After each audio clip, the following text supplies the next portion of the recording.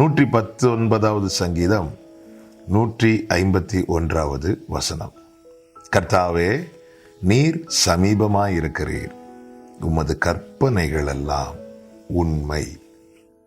கர்த்தருடைய பரிசுத்த நாமம் மகிமைப்படுவதாக. அருமையான வார்த்தை. சங்கீதக்காரன் சொல்லுகிறான், கர்த்தாவே, நீர் சமீபமாயிருக்கிறீர், உம்முடைய கற்பனைகள் எல்லாம் உண்மை.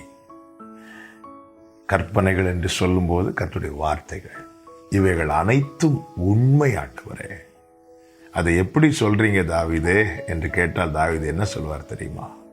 காரணம், கர்த்தர் எனக்கு சமீபமாயிருக்கிறார்.